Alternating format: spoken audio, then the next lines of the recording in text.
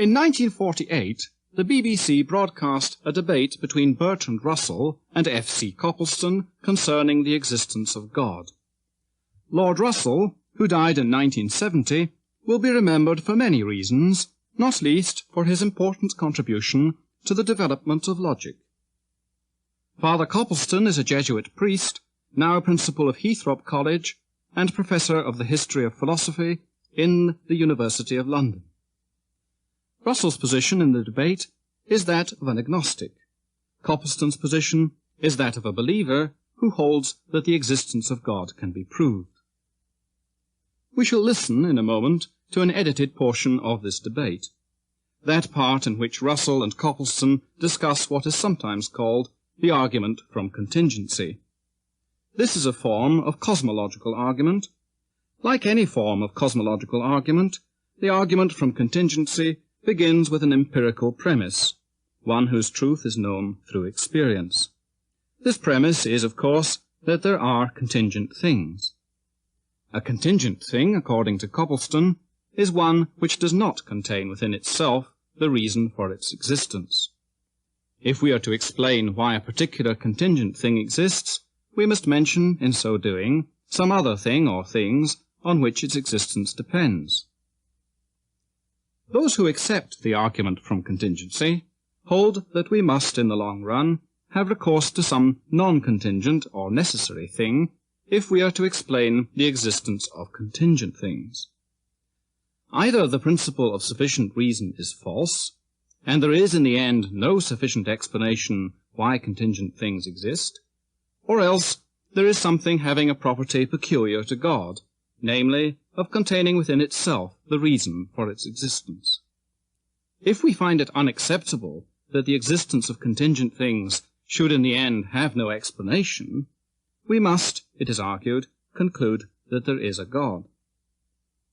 We join the discussion at the point where Copleston states the argument from contingency in the form in which he himself favours it. Well, for clarity's sake, I divide the argument into distinct stages.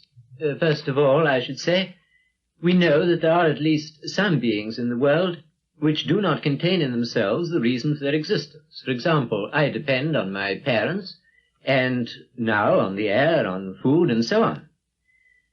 Now, secondly, the world is simply the real or imagined totality or aggregate of individual objects, none of which contain in themselves alone the reason of their existence.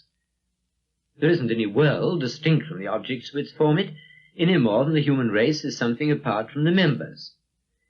Therefore, I should say, since objects or events exist, and since no object of experience contains within itself the reason of its existence, this reason, the totality of objects, must have a reason external to itself, and that reason must be an existent being.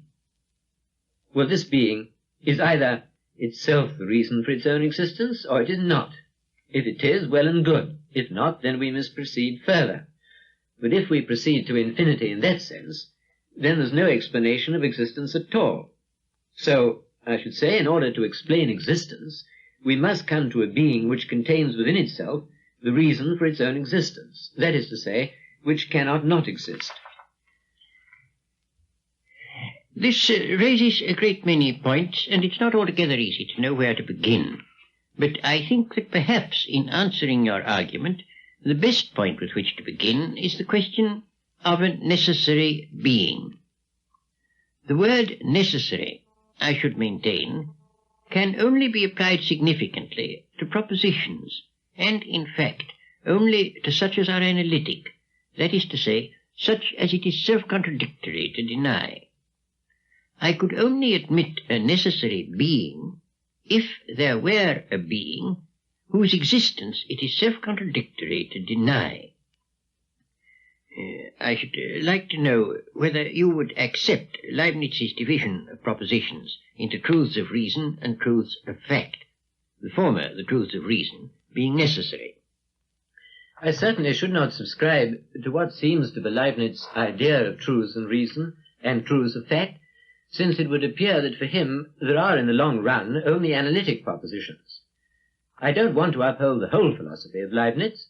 I have made use of his argument from contingent to necessary being, basing the argument on the principle of sufficient reason, simply because it seems to me a brief and clear formulation of what is, in my opinion, the fundamental metaphysical argument for God's existence. But, to my mind, a necessary proposition has got to be analytic. I don't see what else it can mean. And analytic propositions are always complex and logically somewhat late. Rational animals are animals is an analytic proposition. But a proposition such as, this is an animal, can never be analytic. Well, in fact, all the propositions that can be analytic are somewhat late in the build-up of propositions. Take the proposition, if there is a contingent being, then there is a necessary being. I consider that that proposition, hypothetically expressed, is a necessary proposition. If you are going to call every necessary proposition an analytic proposition, then in order to avoid a dispute in terminology, I will agree to call it analytic, though I don't consider it a tautological proposition. But the proposition is a necessary proposition only on the supposition that there is a contingent being. That there is a contingent being actually existing has to be discovered by experience, and the proposition that there is a contingent being is certainly not an analytic proposition, though once you know, I should maintain, that there is a contingent being, it follows of necessity that there is a necessary being. The difficulty of this argument is that I don't admit the idea of a necessary being, and I don't admit that there is any particular meaning in calling other beings contingent. These phrases don't, for me, have a significance, except within a logic that I reject. A contingent being is a being which has not in itself the complete reason for its existence. That's what I mean by a contingent being. You know as well as I do that the existence of neither of us can be explained without reference to something or somebody outside us, our parents, for example. The necessary being, on the other hand, means a being that must and cannot not exist. You may say that there is no such being, but you will find it hard to convince me that you do not understand the terms I am using.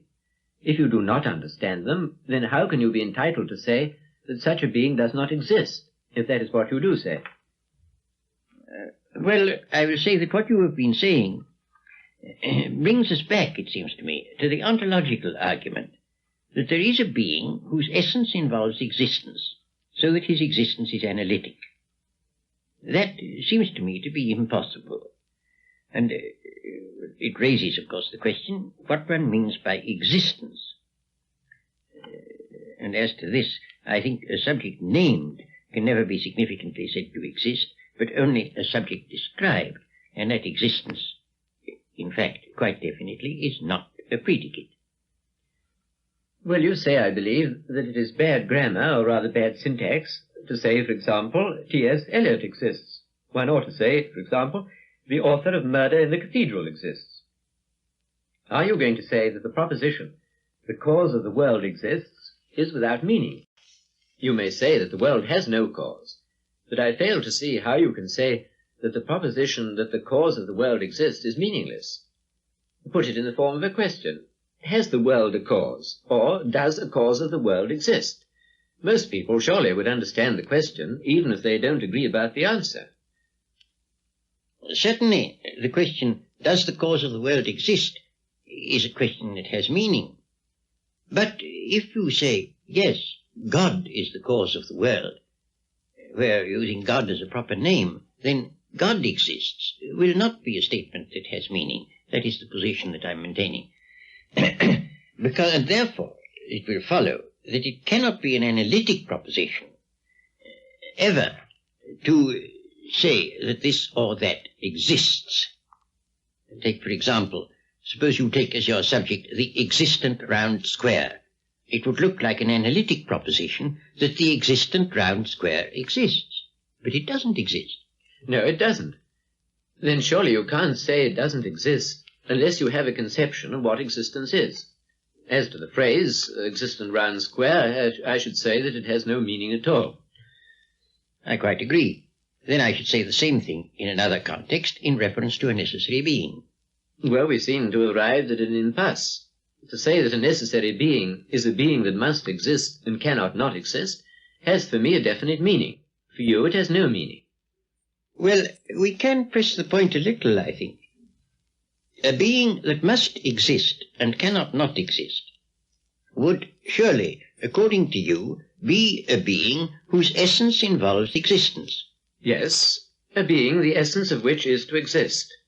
But I should not be willing to argue the existence of God simply from the idea of his essence, because I don't think we have any clear intuition of God's essence as yet. I think we have to argue from the world of experience to God. Yes, I quite see the distinction. But at the same time, for a being with sufficient knowledge, it would be true to say, here is this being whose essence involves existence. Yes, certainly. If anybody saw God, he would see that God must exist. So that, there is a being whose essence involves existence, although we don't know that essence. We only know there is such a being. Yes. I should add, we don't know the essence a priori. It is only true a posteriori, through our experience of the world, that we come to a knowledge of the existence of that being. And then, one argues, the essence and existence must be identical, because if God's essence and God's existence were not identical, then some sufficient reason for this existence would have to be found beyond God. So it all turns on this question of sufficient reason. And I must say, you haven't defined sufficient reason in a way that I can understand. What do you mean by sufficient reason? You don't mean cause?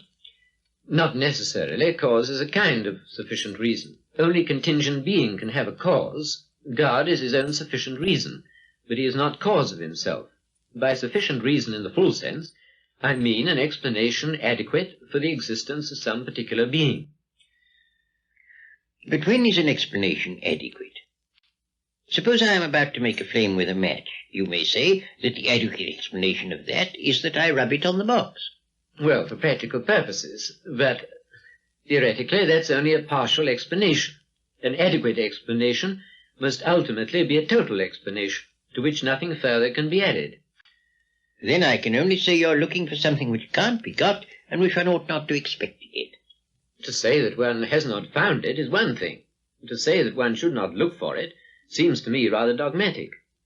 What I'm doing is to look for the reason, in this case the cause, of the objects, the real or imagined totality of which constitute what we call the universe. You say, I think, that the universe, or my existence if you prefer, or any other existence, is unintelligible. I shouldn't say unintelligible. I think it is without explanation. Intelligible, to my mind, is a different thing. Intelligible has to do with the thing itself, intrinsically, and not with its relations. Well, my point is that what we call the world is intrinsically unintelligible apart from the existence of God. You see, I don't believe that the infinity of the series of events, I mean a horizontal series, so to speak, if such an infinity could be proved, would be in the slightest degree relevant to the situation. If you add up chocolates, you get chocolates after all, and not a sheep. If you add up chocolates to infinity, you presumably get an infinite number of chocolates. So if you add up contingent being to infinity, you still get contingent beings, not a necessary being. An infinite series of contingent beings would be, to my way of thinking, as unable to cause itself as one contingent being. However, you say, I think, that it is illegitimate to raise the question of what will explain the existence of any particular object. It's quite all right if you mean by explaining it simply finding a cause for it. Well, why stop at one particular object? Why shouldn't one raise the question of the cause of the existence of all particular objects? Because I see no reason to think there is any. The whole concept of cause is one we derive from our observation of particular things. I see no reason whatsoever to suppose that the total has any cause whatsoever. I can illustrate what seems to me to be your fallacy. Every man who exists has a mother, and it seems to be your argument is, therefore the human race must have a mother. But obviously the human race hasn't a mother. That's a different logical sphere. Well, I can't really see a parity. If I was saying every object has a phenomenal cause, therefore the whole series has a phenomenal cause, there would be a parity. But I'm not saying that. I'm saying every object has a phenomenal cause, if you insist on the infinity of the series, but the series of phenomenal causes is an insufficient explanation of the series. Therefore the series has not a phenomenal cause, but a transcendent cause. Well, that's always assuming that not only every particular thing in the world, but the world as a whole, must have a cause. For that assumption I see no ground whatever. If you'll give me a ground, I'll listen to it. Well, the series of events is either caused or it's not caused. If it is caused, there must obviously be a cause outside the series. If it's not caused, then it's sufficient to itself. And if it's sufficient to itself, it is what I call necessary. But it can't be necessary, since each member is contingent. And we've agreed that the total is no reality apart from the members. Therefore it can't be necessary. And I should like to observe in passing that the statement that the world is simply there and is inexplicable can't be got out of logical analysis. I cannot see how science could be conducted on any other assumption than that of order and intelligibility in nature. The physicist presupposes, at least tacitly, that there is some sense in investigating nature and looking for the causes of events, just as the detective presupposes that there is some sense in looking for the cause of a murder. The metaphysician assumes that there is sense in looking for the reason or cause of phenomena, and not being a Kantian, I consider that the metaphysician is as justified in his assumption as the physicist. When Sartre, for example, says the world is gratuitous, I think that he hasn't sufficiently considered what is implied by gratuitous. I think there seems to be a certain unwarrantable extension here. The physicist looks for causes. That does not necessarily imply that there are causes everywhere. A man may look for gold without assuming that there is gold everywhere. If he finds gold, well and good. If he doesn't, he's had bad luck. The same is true with the physicists look for causes. As for Sartre, I don't profess to know what he means, and I shouldn't like to be thought to interpret him. But for my part, I do think the notion of the world having an explanation is a mistake. I don't see why one should expect it to have. Your general point, then, Lord Russell, is that it's illegitimate even to ask the question of the cause of the world. Yes, that's my position. Well, if it's a question that for you has no meaning, it's of course very difficult to discuss it, isn't it? Yes, it is very difficult. What do you say? Shall we pass on to some other issue? Let's.